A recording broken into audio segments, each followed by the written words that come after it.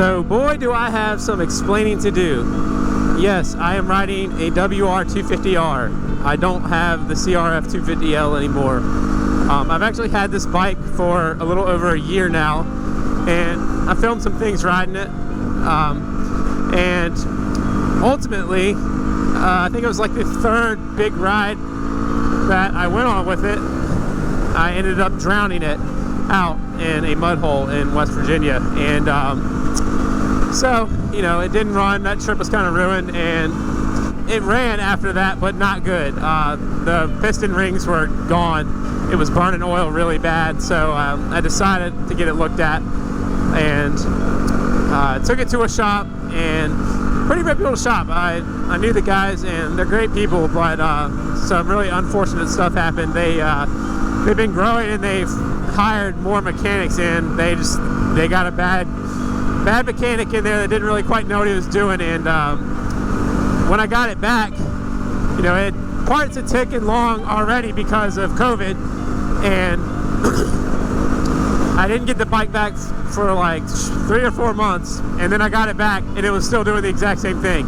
The rings didn't get seated right, it was burning oil. I mean, there was more to it than that. It was not built correctly. So pretty much I had taken it on like a 200-mile road ride, and it burnt all the oil out of it after, you know, waiting 3 more months, or after waiting 3 months to get it worked on. And yeah, I was back at square one. So I took it to my buddy down the road from my parents' house who builds engines, and yeah, I played the waiting game again. It took months to get the parts in, and but this time I really wanted to do it right. So I told him, you know, just tear the whole engine down and tell me what it needs.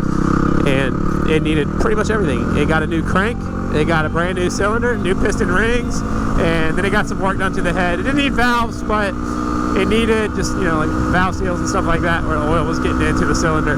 But yeah, here we are. It's running great. It's not the prettiest thing in the world because I'm hard on it, but mechanically sound inside. So I'm up from Florida. Yeah, I haven't talked to y'all about that either. Me and my family moved down to Florida. We're living in a camper, you know, just traveling around doing what we want to do. I got to figure out the work part of it still to travel more, but yeah, I'm up in Virginia to pick this up, and why not go on a camping trip since I'm up here? So going to pick up Dusty right now, and we're going to hit the road. So yeah. Won't you show me?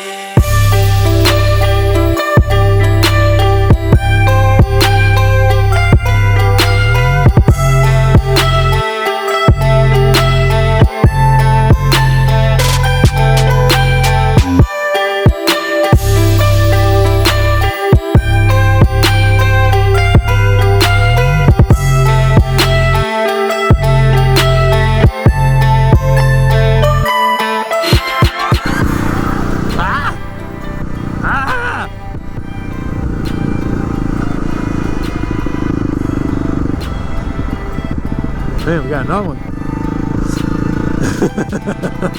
I was like, I don't know about that one. Oh, well, I was thinking like, oh, it'd be cool to take a picture in front of that old train station, but oh, there's another one. There's another one. Attacking the dogs. What is going on, man? I don't feel welcome here.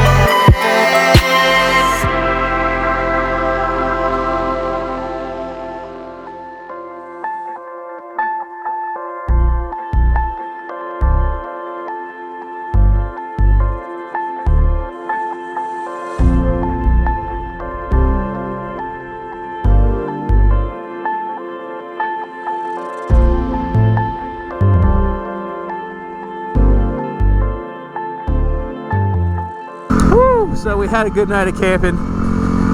It was cold, but it wasn't unbearable. But it's a little cold now with the wind, and we got up to that next part of the trail that goes through the national forest, and it was gated off. I don't know why. I guess they do that in the winter. So I'm trying to map a roundabout way, and yeah, just trying to get back on track. But we're kind of ran out of time. I don't know if I'll finish the whole loop or not. I don't know, just enjoying the time. So check back in later.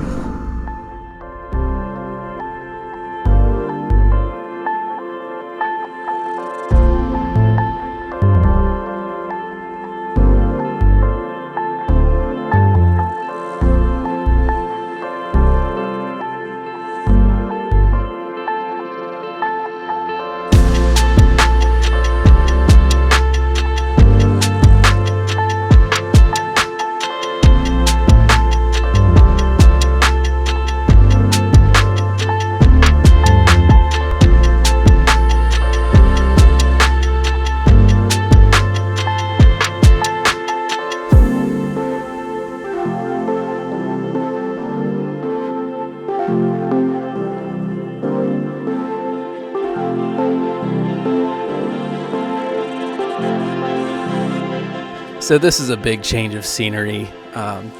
That Sunday when we woke up, we were kind of rushed because I was only in Virginia for the weekend, and so we pretty much had to pack up, and I had to get back home so I could spend time with family and grab the things we needed to grab to get back down to Florida where we live now. So yeah, here we are in Florida riding. I look forward to sharing more riding content with you guys now that I finally got my bike back, and yeah, I plan on doing more of it, so stay tuned. Oh. Nope. Huh? Yeah. Fuel line. Hey, I hope I don't have water in the fuel.